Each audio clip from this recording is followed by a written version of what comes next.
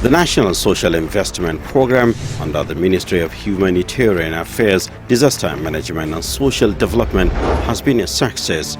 The program, which has 4 major components, has impacted positively on the lives of millions of Nigerians, directly or indirectly. Millions of the beneficiaries across the country have seen the impact of the components, and their multiply effects change their life for the better. Our team had traveled to rural and urban areas in northwestern state of Jigawa to meet with beneficiaries of some of these components, which comprise of Empower, conditional cash transfer, among others. The first bus stop was a village called Bardo in Taura local government. The beneficiaries of the conditional cash transfer here had contributed money and bought a saloon car as an ambulance to carry women in labor to hospital. Bardo village suffered lack of vehicle to convey pregnant women in labor to hospital for decades, but only to used wheelbarrows instead. Some died in the process, while others who made it stood the risk of developing fistula or VVF due to prolonged labor.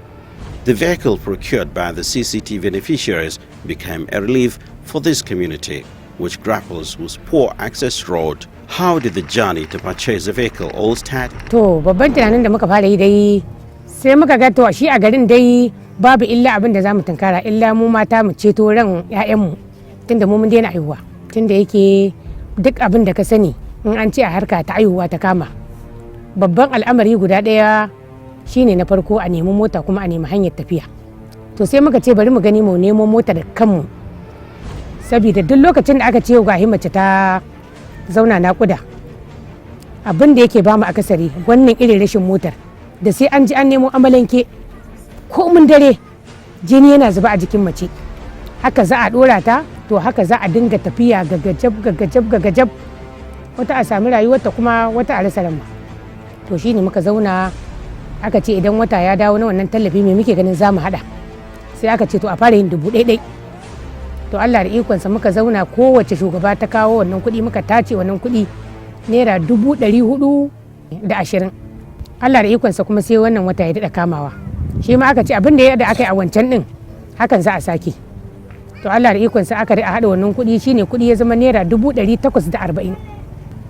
To Allah da ikonsa muna da wata kafaffiyar ƙungiya wacce yake suna nan jajirtattu ne a Wambai, 'yan takalma ne muke da su. To sai aka meka magana wajen su, to shine aka samu wannan ka taro wannan ka kwabo kuɗi aka samu suka aiko aka cika kuɗi miliyan 1. To shine aka je akwai wani muna da wani ɗan kasuwa ne yake na mota ne a nan a Kanan, to aka je gunsa aka je aka siyo mota a nan ba a kwana ba.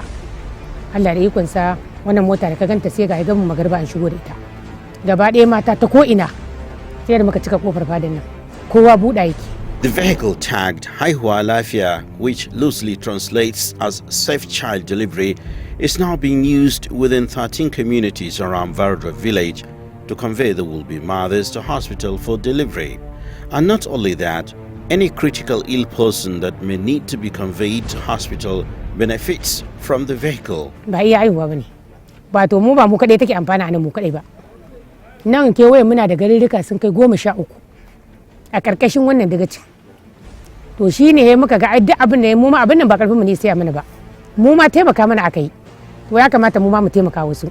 To kuma haka idan rashin lafiya ta kama mutum haka namiji ne mace ne a ba lalle sai aihuwa ba za a ɗauka. To kuma Allah da ikon sa ma sai yanzu ga ita wannan motar ta huta da kaiwa mai jego, kuma sai dai marasa lafiya haka, kuma sai ga irin nan gona ya aiko ya ce ai mu je mu karɓo kaftar ambulan ya siyo mana.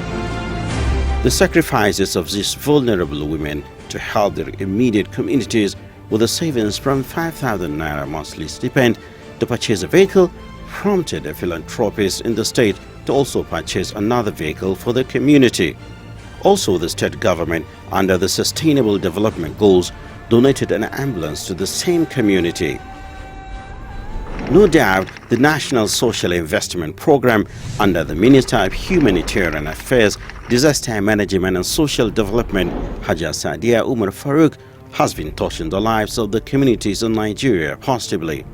It's a program really that, yes, as you mentioned, we give 5,000 naira stipends to these poor and vulnerable households that have been identified. And we give this intervention to the women in the households. We call them, they are the caregivers. And they manage this money very well.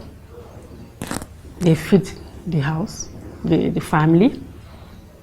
They use this to send the children to school. And other issues that might arise from there.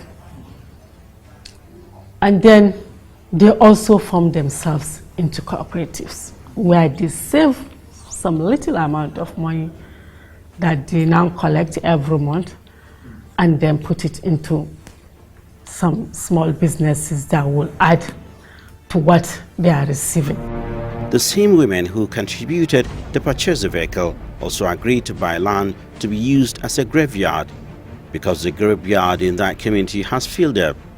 They put together the sum of 250,000 naira to purchase the land, which has since been put to use. Mun yi kungiya mun sai makabarta akan kanmu mu mata saboda bangaren wannan tallafi da bahari yake ba mu mun kalbi wannan kuɗi za a bi duk mata kowace shugaba tana da mata 20 a karkashin ta za ta kalbi naira 1,000 za a hada kuɗi kowace za a cira a bata za ta ci gaba da 'yan sana'o'inta to annan muka samu muka har hada aka sai wannan makabarta ta naira 250. The Bardo CCT beneficiaries had set a legacy that their grandchildren would be proud of due to their landmark achievements through savings from 5,000 naira monthly stipend of President Muhammad Buhari's initiatives. Idan muka ce za mu yi a matsayinmu na maza yin ba zai a fasa ba amma zai ɗau lokaci to su kuma sakamakon wannan alkhairi da yake zuwa musu kamar sai suke ganin kamar ruwan kogi haka to duk lokacin da suka ji maza sun yunkura akan yin wani abu na alkhairi kuma za a samu ɓatin lokaci kafin a yi kai da za ka yi abu na 10,000 sai ka yi wata 3 kafin ka tara 10 kuma ga wanda izo zai taimaka maka a cikin kwana 20 idan ya samu damar da yake so ya samu ai kaga sai dai ka ce alhamdulillah. Ai ka gani an sai makabarta kaga ba za a manta da shi ba a rayuwa kuma an sai likafani ba za a manta da shi ba haka ba. The community leaders appreciate the efforts of the beneficiaries of the conditional cash transfer program in Bardo village.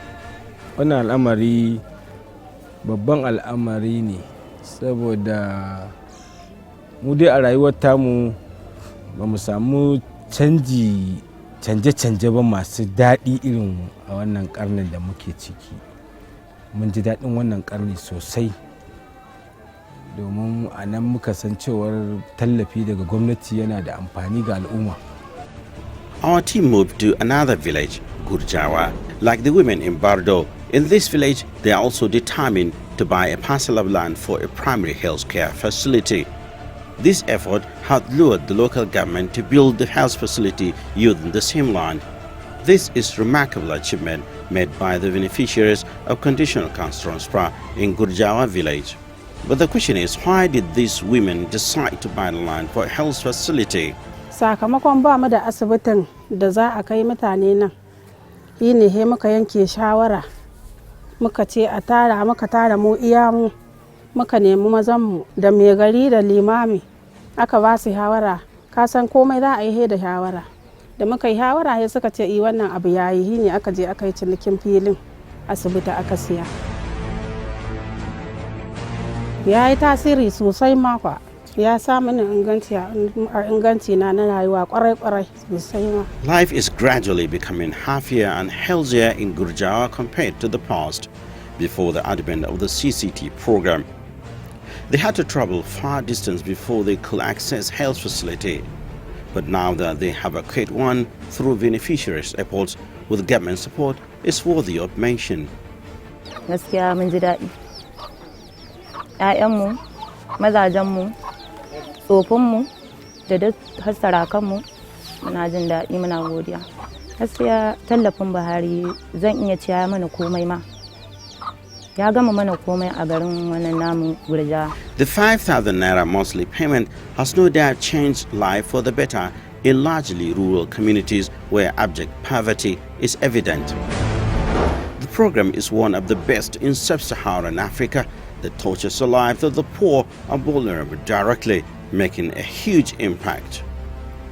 Moreover, the women in this community under its cooperatives called Kungir Makiyaya have contributed some money again to buy land for an Islamia school through the savings of the monthly pay. They told us that they have no words to thank President Muhammad Buhari.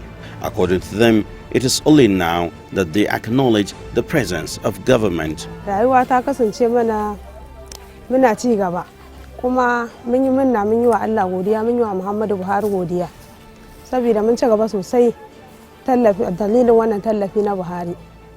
Inda da muna cikin wani hali sosai amma dalilin wannan kudi na Muhammadu Buhari da Allah ka mana yi mun samu ci gaba sosai da kuma karuwa fiye da yanda ba a zato. Inda muna karuwa sosai gari ya karu mu ma mun karu. Haka yanzu mun samu filaye kala-kala. Mun sai filin Islamiyya kuma mun sai filin makaranta ga kuma asibiti. Kuma yanzu so muke mu samu ci gaba Allah ya da mu sai maka makabarta ita ma. Mu samu filin makabarta mu kara.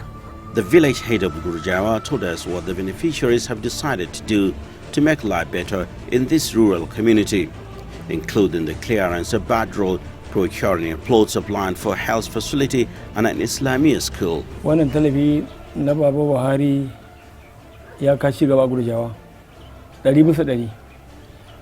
Domin san kanmu a da kuma mun san kanmu a yanzu. Saboda akwai canji da kyau. Gasanyar Chido is another village we visited in our local government. We met a widow, one of the beneficiaries of the CCT program. Her husband died and left 3 children behind. With this 5,000 naira payment, their life is now better. She's into rice farming and processing. Ni yanzu alhamdulillahi moriya na ta moriya. Ina da jarin hinkafa yanzu ya kai buhu 5. Akwai kanwata da nke bata buhu guda. Ita ma tana juyawa. Kuma a jika wannan aiki da aka bamu na kudin nan sai dai mu ce Allah ya saka mar da alkhairi kuma Allah ya buɗa mar. Godiyar da zan masa wannan bawan Allah da ya fitar mu a cikin wannan matsaloli da suka same mu. Saboda yanzu ni ina da yara na guda 3 amma saboda wahalar da in ya ta baya yanzu alhamdulillahi na gode wa Allah saboda yanzu ba wahala a cikin mu. Ina da jarin kaina ina da sana'a. Mun gode wa Allah ba abin da zan ce ba sai dai Allah ya saka mana da alkhairi Allah ya fifita shi. Several other beneficiaries are into one petty trade or another, making ends meet. It does not stop there. Like other beneficiaries we have visited so far, the women in Gasanya Tudu bought a generator for the mosque in their community. Da akwai ranar da muka yi kungiya ma muka sayi injin masallaci. Yana nan yana aiki har yau ma da shi akai sallah. For Aisha Dahiru, it has been a bright moment since she began collecting the stipend. It has since changed her life and her family for the better. She has a modest capital and can afford sending her children to school. Before she enrolled in the program, her children had dropped out of school. Matsayin zan yi hinkafa. Zan sai da kayan miya zuwa albasa ce kabewa ce siga ne kwaki ne ban hada sai da kowanne ina saidawa. Magagon tallafi gurbi na ya ci gaba kagan babu hinne hinkafa kamar wannan kankanin sana'a ba zan yi ta ba kuma kan da wannan din kuma an tallafa za a yi wannan sana'ar a jiki za a samu a sai wannan kowanne ya tafi da shi gaskiya mun dan kwanaki ba littafin 10 muka siya za a sai littafi kuma kamar yara wannan idan samu dan larura baban su kwata bugun sana'a sa kaga ina iya zuwa na kai su asibitin da bai san na kai su ba sai ya dama an ce masa so yaran nan wata ba ta jin dadi amma na kai asibiti na dawo dan ba zai san na je na dawo ba. Yalle Yamuna is another beneficiary of the CCT in Gasanyar Tudu. She has an ailing husband for several years and has since been shouldering domestic responsibilities. She's a woman with golden heart. She said the monthly stipend has tremendously helped in making their life comfortable.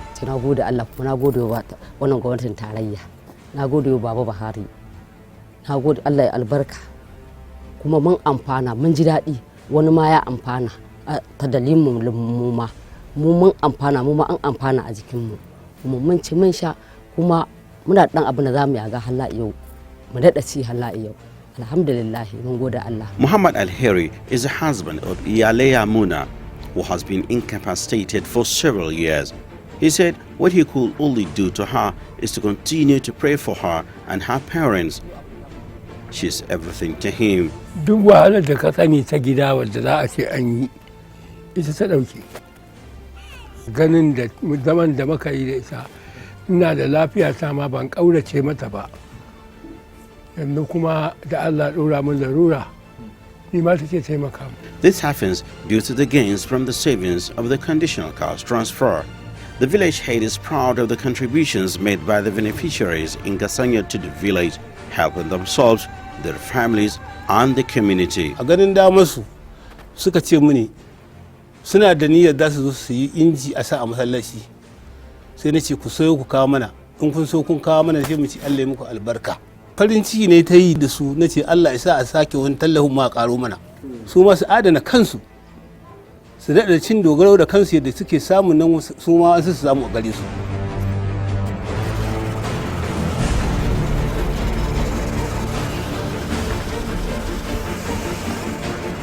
It is a huge sigh of relief for the residents of Ganwar Kuka in our local government, after one of the beneficiaries of the CCT saved money from the 5,000 naira to buy a grinding machine. Hajiya mai mana ta gwada mana a dahitun farko.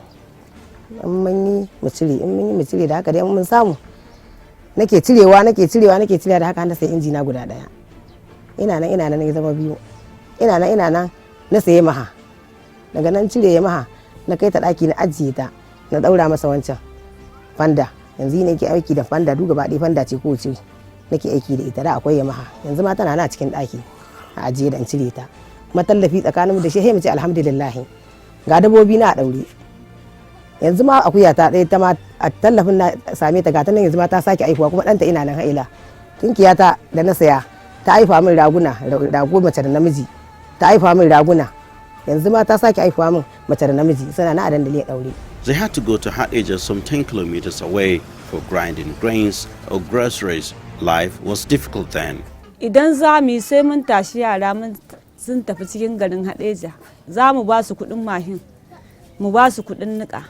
Aƙalla wannan ɗan niƙa namu da za a mana sai mun kashe musu naira 100 fiye da naira 100 a game da wannan niƙa namu. Amma yanzu da ta zo kusa, gaskiya muna mata godiya saboda mutumiyar kirki ce kwarai da gaske. Kuma kullum muna mata fakantan alheri Allah ya sa ta rabu da karfe lafiya. Da ba mu da inji a garin nan. In za a yi mana za mu kai niƙan tun he mun kai Hadeja. Kullum ƴaƴanmu suna hanyar yawon kaiwa niƙan. Wani lokacin a je ma a dawo babu niƙan a Hadeja. Sai dai mu dawo mu san inda za mu yi daka a hannun mu ko mu barza haya inji niƙa dutsen niƙa mu niƙa mu tutuwa. Wallahi mun ji daɗi kawowa injinan nan ta yin da malkaɗe na niƙan gari. Kullum sai mun biya 50 mu bai wa yara suna kuka suna kwan su je su dawo abin da za mu bayar 100 in mun zo ko nawa muka bata 30 20 karba za ta yi in malkaɗen ne ma lokacin kyauta za a mana har kunya ma muke ji muka yi. Kullum a cikin godiya muke mata. Idan za mu kai niƙa naira 50 naira 70 to za ta yi mana shi wannan na 70 za ta mana shi a naira 20 na naira 50 za ta mana shi a naira 10. Saboda mun yi murna da ita ko matsuwa ta kan same mu za mu je ta rufa mana asiri a wannan kuɗin niƙa nata da take yi za ta rufa mana asiri kwarai da gaske ba tare da wani yaji ba. Another heartwarming development in this village, Ganur Kuka, the beneficiaries have organized themselves and made contribution to construct a borehole at the mosque, which eases the problem of water scarcity in the community. Before construction of the borehole, the community was hit by acute water scarcity. A da kafin zuwan wannan ruwan gaskiya muna fuskantar matsalar ruwa saboda famfuna suke garin nan ba su da yawa. Yawanci sai kai ga cikin gida ka samu ruwa idan kuma ya lalace ma abin da gaskiya sai an sha wahala sosai akan iya samun layi sosai wajen ɗiban ruwan ma. Cikin ikon Allah sai ga Allah ka mana arziki na masallaci kuma bayan zuwa masallaci ma sai haɗa mana da arzikin samun ruwa tare da shi. Wanda kuma gaskiya mun yi farin cikin zuwansa muna amfana sosai bangaren ruwan shanmu abincinmu da kuma wanke suturarmu. Kuma bayan nan ila muna da baki ma wanda suke zuwa garin suke dan neman kuɗi arziki kamar wannan bukakokin mutane suke zama temporary. Gaskiya ina cin moriyar bila adadin wanda kuma ba zan iya misalta maka iya moriyar da nake ci ba, don sai dai na takaita na faɗa maka daidai gwargwadon abin da yake mun ƙari da shi ta fannin al'amuranmu na cikin gidajen iyalinmu, mun kuma ƙari da shi ta fannin addini, saboda famfo ne wanda aka yi shi a kan magarar inda yake da ƙa'idar a yi shi wanda kuma mutane za su amfani shi, saboda matafiya da wanda suke gari da baƙi da 'yan gari kowa yana cin amfaninsa. Duk ƙungiyar da ta kawo wannan sai dai mu mata godiya. The Imam of the mosque at Ganur Kuka has invoked blessings for the beneficiaries who magnanimously constructed the borehole that cost them 280,000 naira for the mosque and for use by the community. Wannan ayyuka sai mu yi Allah subhanahu wataala godiya da su kansu waɗannan masu cin moriya ta wannan tallafi na Baba Buhari. Kasancewar ga tanki na da ruwa gun alwala inda suka saukar mana. Lokacin da aka yi masallacin nan babu wannan kayan wurin. Saboda haka su a raɗin kansu su ga ya dace su ma su yi wani abu wanda za su taimaka wa wannan gari. The journey to these areas where the conditional cash transfer beneficiaries have utilized the 5,000 naira payment to develop themselves and their communities in Jigawa has been an adventurous and fulfilling voyage. The development engendered and the financial inclusion around the communities are worth mentioning. It could be said that the program has achieved its aim. I think government deserves appreciation, really, because those people, some of them, when you see them, you really be touched. Some have never really seen 1,000 naira in their hands. Now you are giving them 5,000. For those that even have backlogs, that have not been, because of one reason or the other, they've not been in the program, we're giving some as much as 80,000. You could see them weeping. So it will really go a long way in uplifting the living standard of that particular family. And it is doing so. And we are not even stopping there. We said, okay now, because even with that, by the design of the program, we want to lift people out of poverty. Okay, after 3 years, at least that family should be lifted out of that poverty. They should go above that level they were before. And we said, okay, we're going to support them with livelihood support. And this is what we are working on.